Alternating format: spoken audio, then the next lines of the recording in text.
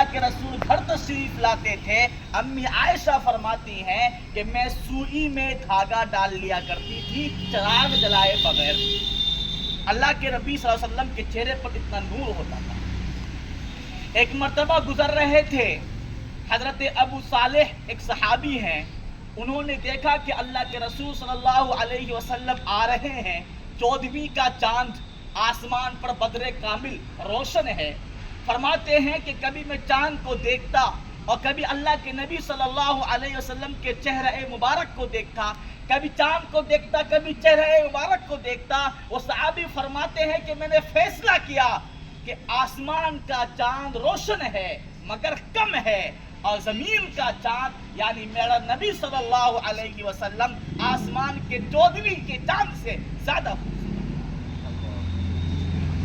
امی عائشہ رضی اللہ تعالی عنہ فرماتی ہیں کہ حضرت یوسف اتنے خوبصورت تھے، اتنے خوبصورت تھے، اتنے خوبصورت تھے کہ جب پہلی مرتبہ مصر کی عورتوں نے حضرت یوسف کو دیکھا تو بے دھیانی میں آ کر کے اپنی انگلیاں کاٹ لی تھی۔ فرمایا حضور اتنے خوبصورت تھے، اتنے خوبصورت تھے کہ اللہ کے نبی کے لیے ہزاروں نوجوانوں نے، ہزاروں عربیوں نے اپنی جانیں قربان کر رہے ہیں، انشاءاللہ کرتے رہیں گے۔ یہ اللہ کے نبی صلی اللہ علیہ وسلم کی ذات تھی۔ اگر حضور کی پرسنل زندگی کی بات کریں تو اللہ کے نبی صلی اللہ علیہ وسلم کبھی چلاتے نہیں تھے، کبھی چیخو پکار نہیں کرتے تھے۔ اللہ کے نبی صلی اللہ علیہ وسلم کبھی کسی کی آنکھ سے آنکھ نہیں ملاتے تھے، لگاتار کسی کی آنکھوں پر دیکھتے نہیں تھے۔ اتنی حیا تھی کہ اگر بات کرتے وقت اچانک کسی سے آنکھ مل جاتی تو اللہ کے نبی اپنی آنکھیں نیچی کر لیتے تھے۔ کبھی بھی کسی کو اس طریقے سے ترچھی نگاہ سے نہیں دیکھتے تھے۔ اگر دائیں دیکھنا ہوتا تو پورا دائیں مڑتے تھے، بائیں دیکھنا ہوتا تو پورا بائیں مڑ جاتے تھے۔ کبھی اس طریقے سے ترچھی نگاہ سے کسی کو دیکھتے نہیں تھے۔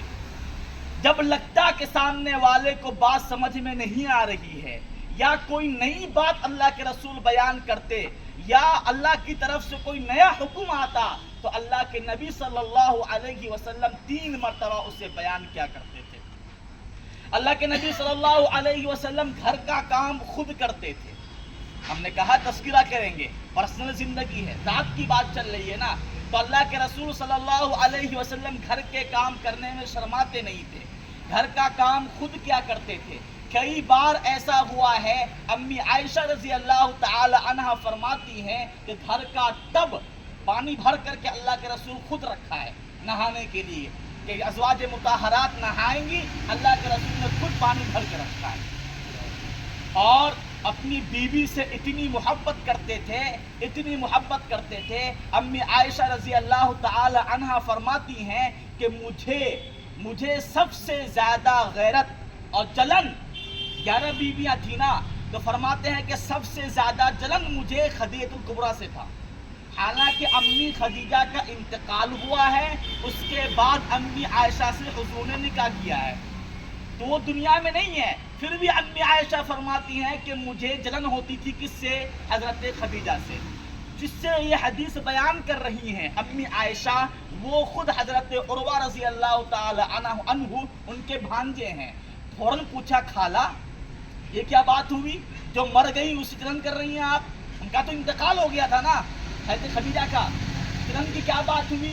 جو فرمانے لگی کہ اللہ کے نبی بار بار ان کا تذکرہ کرتے، پہلی بیوی سے حضور کو اتنا پیار تھا کہ بار بار ان کا تذکرہ کرتے تھے، اور تذکرہ اتنا کرتے تھے یوں کہتے عائشہ ایسے کرو خدیجہ ایسے کیا کرتی تھی، عائشہ فلاں کام ایسے کرو خدیجہ ایسے کیا کرتی تھی۔ جلن نہیں ہوگی مجھے؟ بات سمجھ میں آئی کہ نہیں آئی؟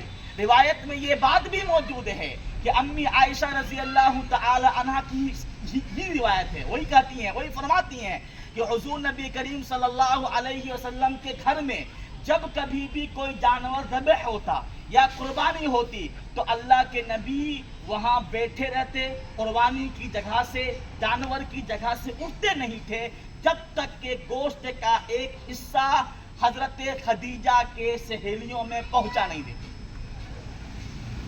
امی خدیجہ کا انتقال ہو چکا، اس کے بعد بھی محبت کا یہ عالم تھا کہ جب کبھی بھی گھر میں جانور ذبح ہوتا تو امی خدیجہ کی سہیلیوں کو اللہ کے نبی گوشت بھجوایا کرتے.